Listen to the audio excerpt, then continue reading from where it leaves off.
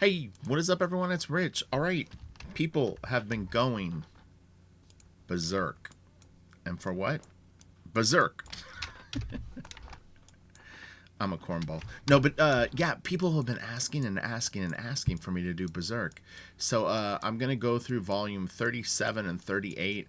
I couldn't open all the files, so it'll be mostly, I think, 37 with some of 38 or vice versa.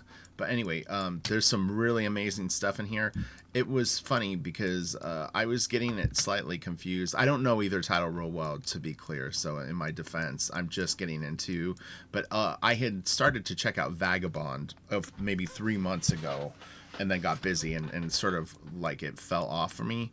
And when people were asking for Berserk, I kept thinking that they were thinking of Vagabond. And so when I saw this, I was like, wait, is this it? I thought it was like kind of more gruesome, but this is really really interesting art, and I could see why people wanted me to do it.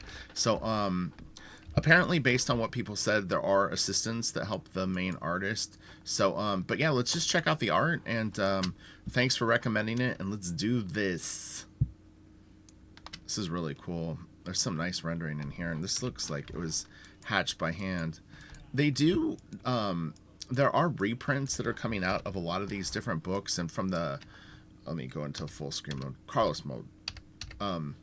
The definitely the manga reviews that I've been watching. There a lot of times there are sort of superior reproduction versions of them, but you know, for me, what's funny is like if you get used to seeing like a really dark scan like this, or you have a version that doesn't look so good, and then you see one that's better, sometimes you get used to this, and there's like a mood or an atmosphere to like sort of the bad reproduction that can kind of work for you.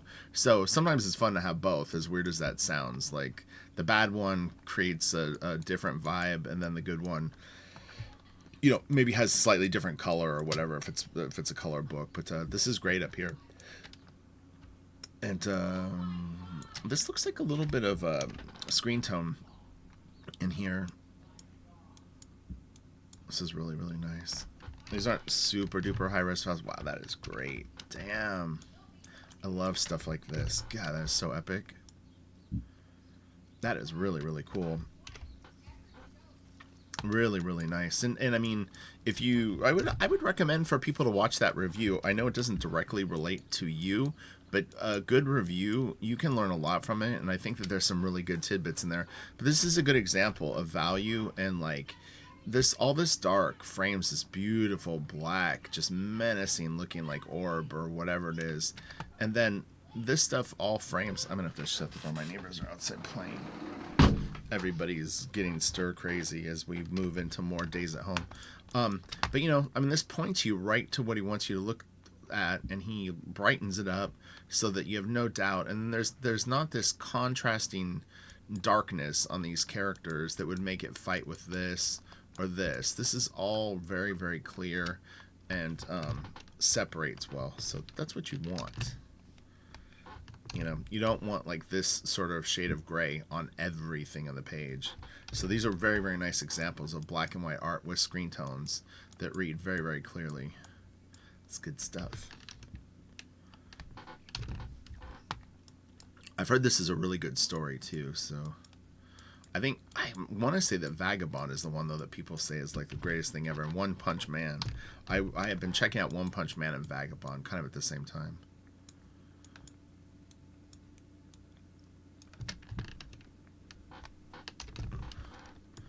And Gantz Zero, I think it's called.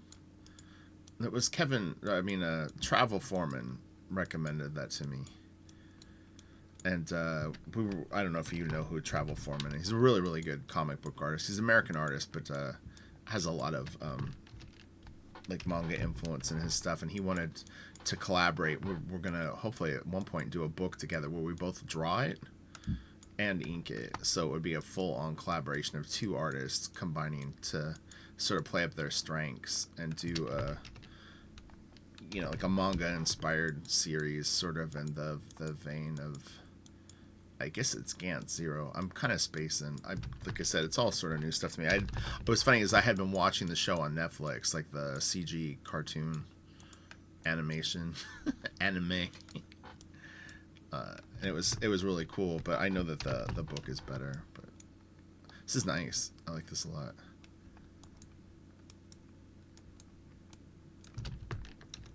So hopefully I pick good issues. I like how he does the eyes. That's really nice. It's got good depth. He actually did that well. If you look, the pupil looks inset in this circle. Like it feels like it's like this is the top of the plane, and this sits inside of it and lower. And this too.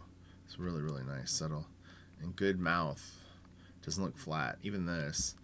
It's just the little bit of curvature that he puts on it, and then the shape of the mouth here. It's not going back too far and stuff. It really works well. This is nice. Wow. Yeah, he's really good with eyes. And it was Treasure Planet. Someone helped me with the movie I was trying to think of in the other video. I haven't seen it in years, but I used to really like it. But there were some of the character designs in that Elric book reminded me a tiny bit of some of the thugs that I think chased the kid in the beginning of the book. Or his uncle or something like that. This is nice. Oh man, that's cool. I actually really like art like this. That there's pages that you'll see later that have like a very nice, just sort of casual feel to the drawings, but it's still telling a story. I think that that's always very, very cool when it doesn't look overworked. And even sometimes the quality sort of varies just the tiniest bit. It gives it a natural feel. It can look robotic if things are too sort of dialed in. It's a very delicate balance, though. You don't want your stuff to look overly inconsistent, but a little breathing room. And stuff like this is nice, too, where it's like he didn't feel compelled to like even draw the faces, and then this is a little more refined than this, and then you get, you know, more clarity. Works well. Oh, yeah, this is cool.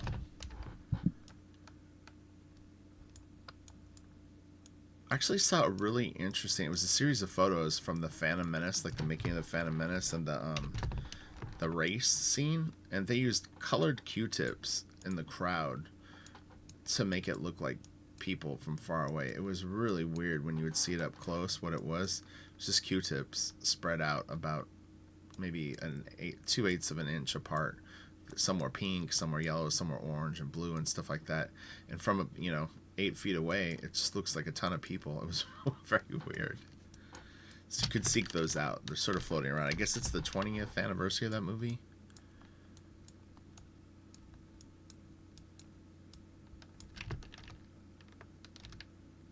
That's really cool.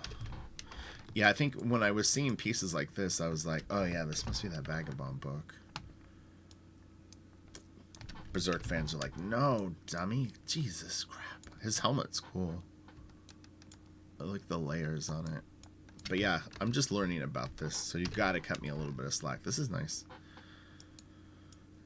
This almost looks like a clip studio effect, but I have no idea what year this was done. But I mean, it could be Photoshop too, but it's definitely looks just like a series of brushes over each other. Like a brush that rotates each time you hit it down. This is nice.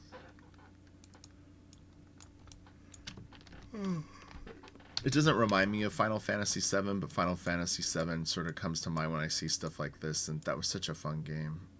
These girls are cute. It's nice. Nice drawings. That's really good. Yeah, these are all real nice.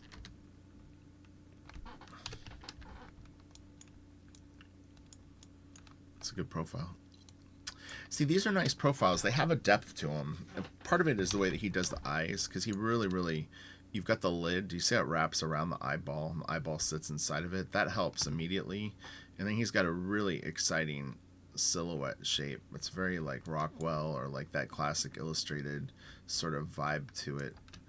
And the ears have good depth. Like, ears are not that hard. You just need to come up with one version that you're going to kind of run with. And then just make sure that you place them right. They should go pretty much between the eyes and the nose or the mouth, somewhere in there. And don't put them too far back on your head. This is really good though. It's cute. Nice round forehead, little ski slope nose, the bowed lip. Boom. A boom, a chicka boom. This is nice. See, and this is a pretty good use of dark gray screen tones, but still keeping a clarity, because this is a different texture than his skin. The value is different too, but it's close. And even the background still at this distance reads clear, because there's a little bit of black shadowing underneath those boards, but this separates, and his staff or broom, whatever he's holding, is like kind of cuts through, and it directs your eye too, but it still reads pretty clear. He could have maybe gone a little bit lighter on the horses, but I have a feeling these are dark scans. It probably is more like about like this. Really? If you had like a more high-res sort of version of it. And that looks pretty nice. And it's still very, very clear. And actually, it's even nice how his face has the gray on it. So anyway. But yeah, my belief is that these scans are dark. I can't level every one. That would be too much. But if we see one that would benefit from it, I will. This is nice. This is a really good panel too. Yeah, his little girls, they're super cute. Like, they're nice drawings. This is great too. Damn, I like that a lot. And look at her. That's awesome. That's a nice little drawing too. This is great. This is awesome. Man, this is a great panel. It really is good. This is cool. Man, I could see how you could really start to warm up to this guy's stuff. We'll move through some of the pages fast because there's so many. There's hundreds. I have, I think, 200 and something open. Yeah, that's that brush again. It looks like a Photoshop brush. I'm not a huge fan of this kind of effect on pages, but he's using it sparingly, so it's not too obnoxious. But yeah, if you start using that a lot, it's like we get a little too much. But I mean, you could see how many times has he used it in his pages. Twice we've seen it, probably, honey. I thought it said Kardashians for a split second. This is cool. Man, he crushes these kids. It's so good.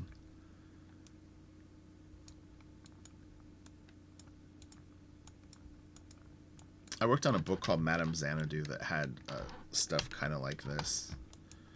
4 Eisner nominations, yo.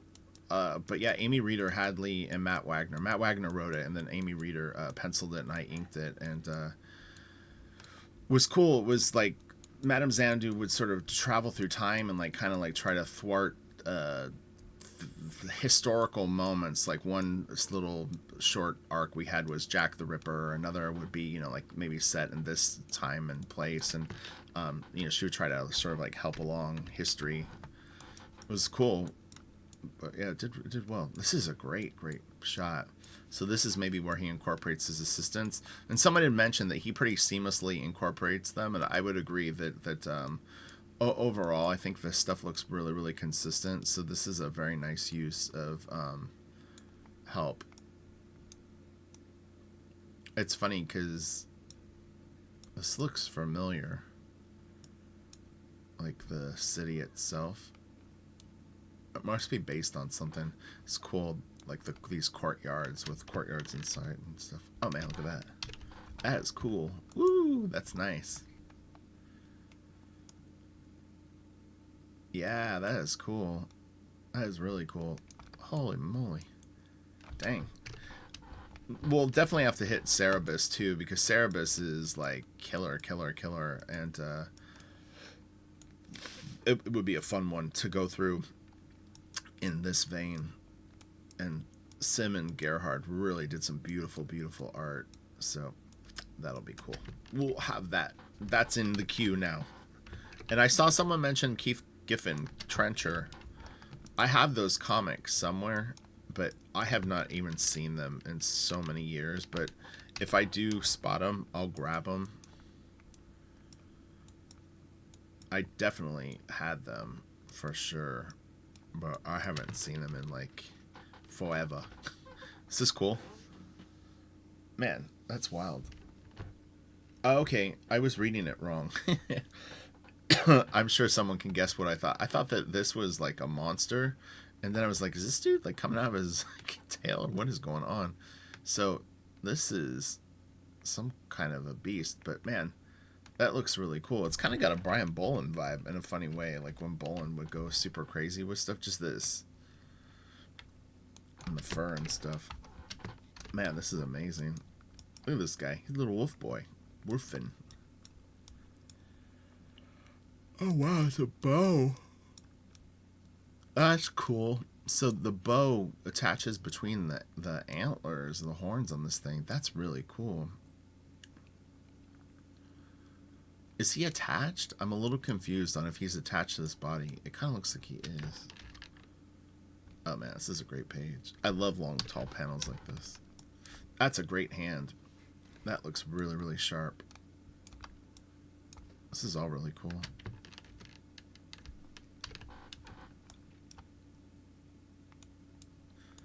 Like here the style looks different, but I don't know what would cause that other than it's just less detail. Oh, this is nice.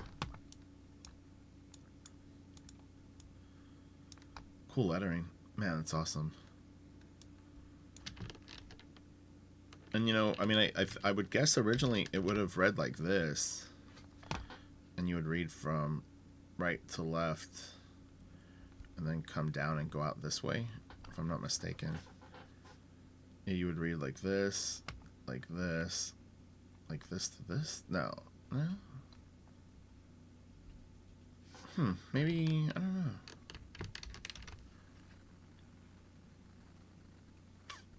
Maybe this is the original way that the art went, and they just put the lettering in. Let me know if you know on this version of the comic if they flipped it, because I know that they've done that with other series where sometimes they flip them and sometimes they don't. If they're translated, I think sometimes they're flipped, or generally they're flipped. Let me know. I don't know.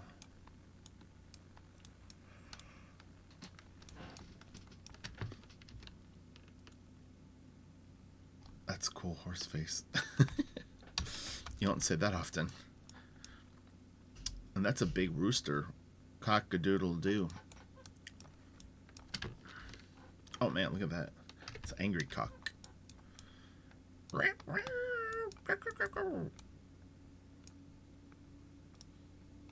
that's nuts. That is really cool.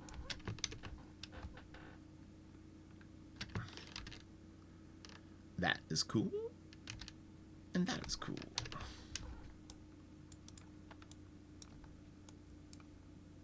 The other one we could do is Blade of the Immortal. I definitely have at least 3 or 4 of those trades.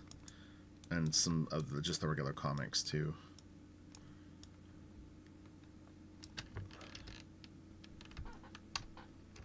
Oh, yeah. There's so much good stuff. I've never really gotten into Lone Wolf and Cub, and I have a ton of them. I not only have some of those small books, but I have a pretty big run of the original, well, not original, but like the ones with the color, like American covers. I think they're Frank Miller and Sienkiewicz and stuff like that, but I have a bunch of those. I'm trying to remember. I think I bought a collection off a friend of mine, and he had them all. So I don't remember buying them individually. Yeah, because everybody knew I was the comic guy. I would have friends that I grew up with or people that I met, you know, in like my college years, and they would be like, "Oh, I collected comics as a kid. I just want to get him out of my house or whatever." And I'd be like, "I'll buy him. What do you want?" It was always interesting to see what they would pick, what they had picked up, because you know what I mean? Like, just in general, if you buy 12 long boxes off of someone, there's going to be a ton of stuff that probably you wouldn't have normally picked up. So it's always interesting to see. Man, this is wild. That's really cool. Oh, yeah, I remember this. Yeah, if you guys like this, you'll like the Cerebus art. And, you know, the story might be too much for people, but the art will definitely wow people. Some good black and white. Oh yeah, I saw this when the files were opening. That's really cool. It's kind of got like a tiniest bit of where the wild things are. Time bandits. Man, that is really, really cool. Ooh, that's nice. Oh man, look at that. Hell yeah, that is cool. I like that lettering a lot. It actually looks cool with that weird scallopy texture on it too. Yeah, that's a cool page. Ooh, boats. I've had lots of ships. Galleons. Nice sky. I'm assuming that's a shooting star. Sorry, I slept good last night. I don't know why I'm so tired today. I think it's just like the wear and tear of the fucking world we live in right now. This is really cool.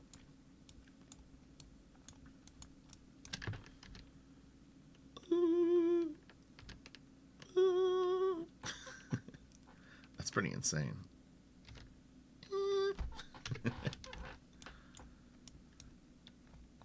He's like a dragon horse.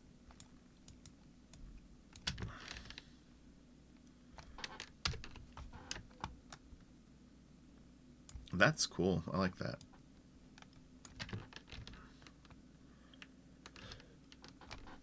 Yeah, like a couple of months ago. Well, even before that, but a couple of months ago on YouTube, I was watching a ton of people just go through the like manga collections. It was really, really cool.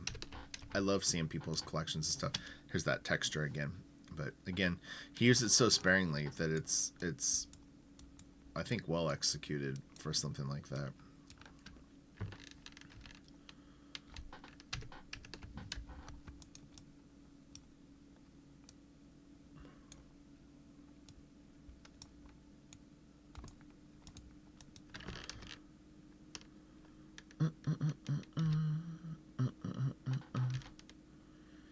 There's some cool stuff coming up. We'll move through these more pedestrian pages a little quicker.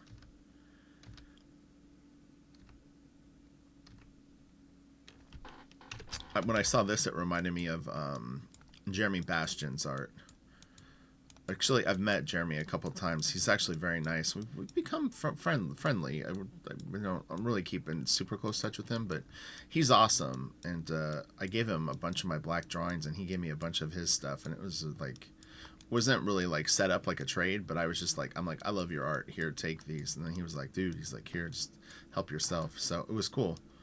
His work is beautiful. Cursed Pirate Girl, if you haven't seen it, it's pretty badass.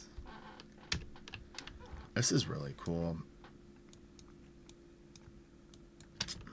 You know, Cursed Pirate Girl, in a way, was a pretty big inspiration to me when I saw it. I have to say, like, that and Josh Middleton did this thing called Sky Between Branches, or Sky Beneath Branches. Probably Between. But both of those, those had a big impact on me. I thought they were both really cool, and had a nice sense of atmosphere to them. Atmosphere to me is so important in comic books, is you really have to create a great world. Characters are cool, but like if the place that they exist isn't as fun, then it's, I don't know. It's like world building and character building, and you need a great story, obviously. It's a 3-prong approach. Maybe more. Maybe 6. What are the other prongs? Awesome art, for sure. And timeliness, to some extent, I think. I'm not a big fan of... I mean, what? There's just too much competition out there. If you're publishing, you need to have it on some sort of a schedule, I think.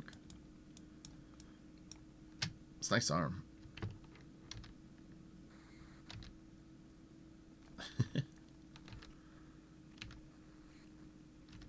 Move through these a little quick. Get to the meat and potatoes.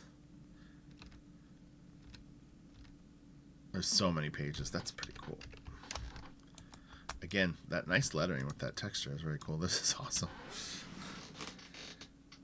It's funny that he chose to render that armor so much. He must have had a very ambitious assistant. No, I don't know.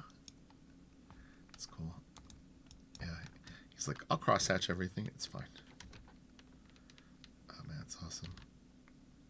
Oh. Yeah, it's like an intimidation factor on this guy. His superpower is shadow. This is cool. There's a painter. I have a book of their work that does a lot of shots like this, but it's all painted stuff. But they're these sort of chubby, cherubic looking kind of, I don't like medieval people. I don't even know. I haven't seen it in years. It's somewhere in my storage, but it's the paintings are amazing. I have no idea if it may even be a female painter. I can't remember. It's not Froud or the other one. It's someone a little kind of more obscure.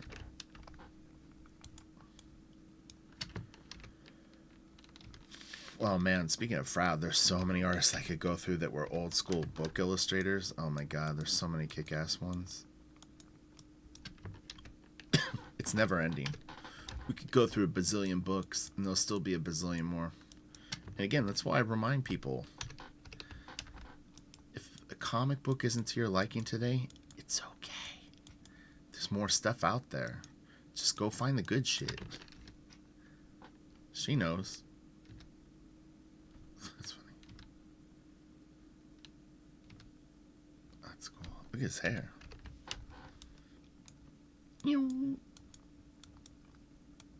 He's like, I'm going to crop the hair here so I don't have to draw those spiky things. She's funny.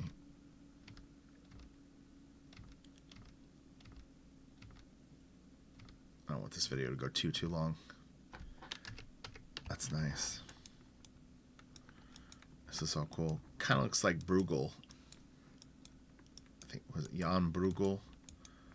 And then his brother, something else Bruegel. The Bruegel brothers. Story of Guts. Oh yeah, that's right. His name is Guts, huh? I didn't know that. It's a nice little drawing. Trippy panel. That's nice. The light awakens him. And then I don't even know what's going on there. Then darkness. Oh man. That's a cool shot. Clever.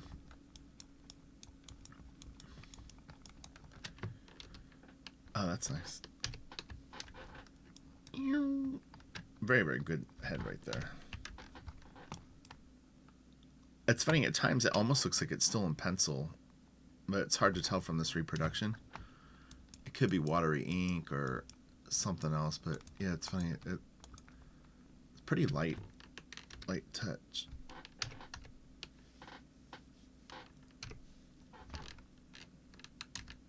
Oh man. That's nice. He just good arms.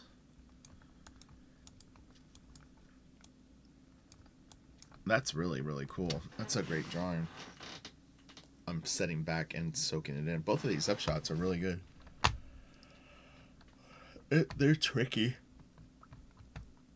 Tricky angle. And that is real solid. And the eyes, the whole structure here is really, really good. He's got that underplane of the brow. And this eye, the lower lid, and the cheek. All this. Really, really good. Expertly done.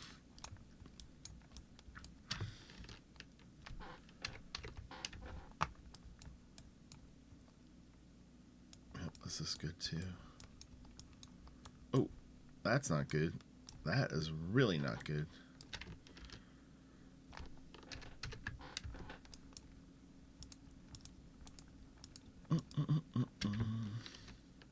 Oh, that's nice. Really great values on that page. I love, it's like all dark here. It's got this nice dark area that goes to here. It sends him to here. He's kind of gesturing up, which sends you here.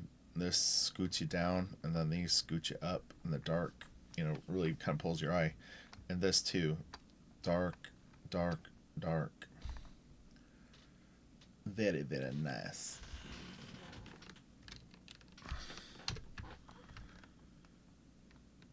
This is a great layout too. He brings you down fast and then sends you right up and out.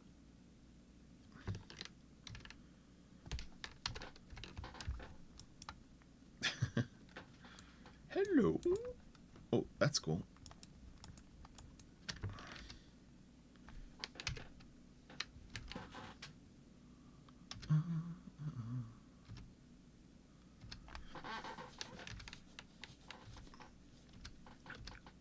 get to the money shots.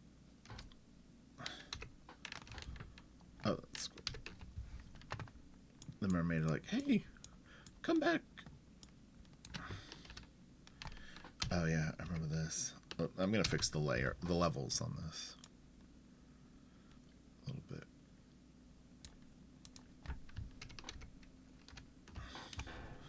It's pretty epic. I get what he's going for. He's going for that sort of the shiny light through water effect.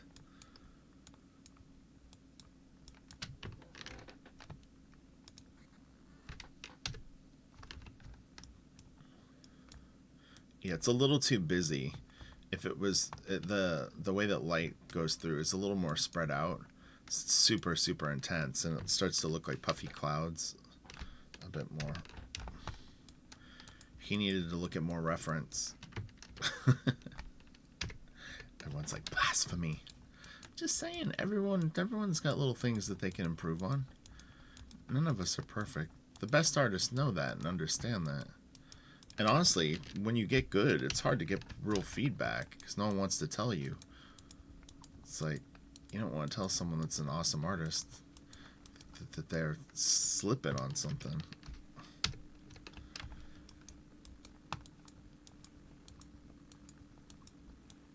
Whoa.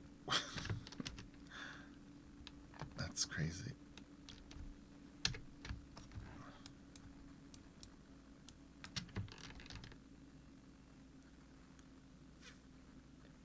Yeah. It just needs like this shape right here, sort of the loop, but spread out more. I mean, this looks cool though. I mean, I like the surface of the water, but the way that stuff with the light would move in here. Hard to say what year he did this though. I mean, now we're so lucky with, you know, Google and, you know, YouTube and stuff like that. I mean, you could go and find footage of a shark underwater and really see how light moves, or, you know what I mean, kind of thing, or divers or something, and have some really great reference right at your disposal and not have to wait for some like Shark Week or something in the 90s. That's cool. And a videotape or something, or your National Geographic magazine.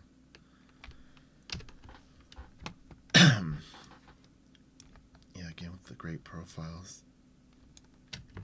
I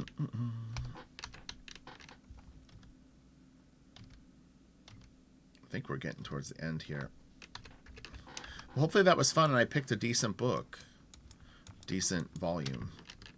But yeah, I think we're almost right at the end. That's cool.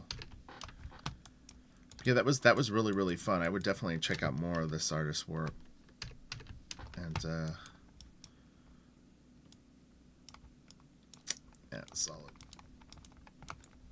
And I want to read some of this too. Check it out. Oh, that's great.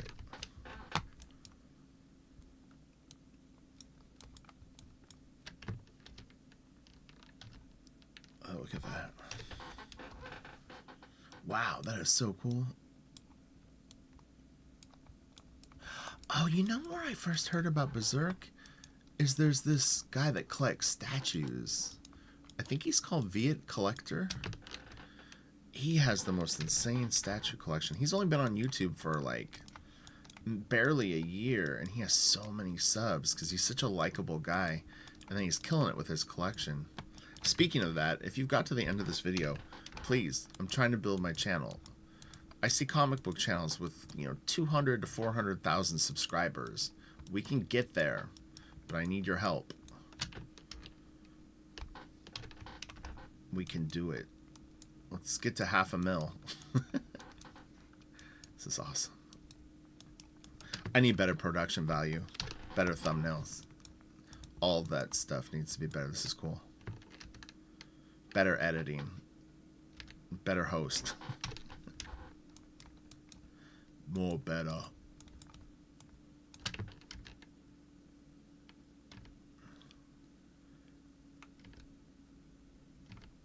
Oh man, look at that. Wow, that's so crazy. This is a great opening shot for that page. Dang. This is such a killer panel, and then this is awesome.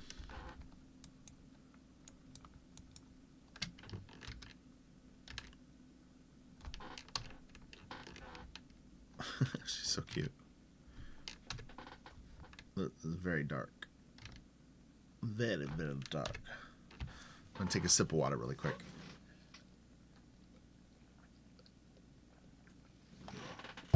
Okay, let's do this. Oh man, that's such a great drawing. Wow, that is really, really cool. I like when that effect sort of starts to consume him. He knows I'm coming for him. Look at that. Who's the really dark horror manga artist? Is it Ito? I was checking out some of his stuff too.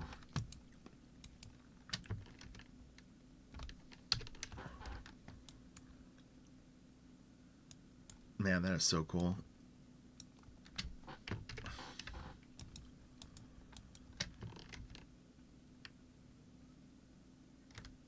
Oh gosh, look at that. It's got a little bit of like the Bram Stoker's Dracula armor sort of vibe. Or maybe they pulled it from this. But yeah, that sort of reptilian wolf kind of sort of scalloping. Reptilian wolf. You don't say that often either. Let's adjust the levels on this just the tiniest bit. Like I said, if you only had seen these dark versions, you probably would think that that would be the way that is, but it probably looks a little bit more like this. This is great. Wow, look at that. That's anglerfish, I think. They're really, really cool. This is great. And you know, I had mentioned on the other video for the review that I did for the guy, he had a panel border and a smaller head looking to the left, sort of right at it. Because this is full bleed, it doesn't feel as like he's stuck in a box, like right with his head against a wall. So there are times when you can pull off a profile that close to the edge of a page. I mean, it's unusual that everything is facing this direction, but again, I'm not sure about the direction that the pages originally were drawn. Oh man, that's cool. Wow, that's really neat. Fill it with lead. You know, we may need to do a Jeremy Bastion video. Seeing this makes me want to break out Chris Pirate Girl. In fact, I might grab it. Okay, that was fun. That was really, really cool, and something that I had never seen before. So yeah, educate me on this stuff. Let me know other volumes that might be great to look at, and then other artists, and yeah, let's get into some new stuff. Things off the beaten path. It'll be fun. All right, talk to you later. Everyone stay safe out there, and thank you. Okay, bye.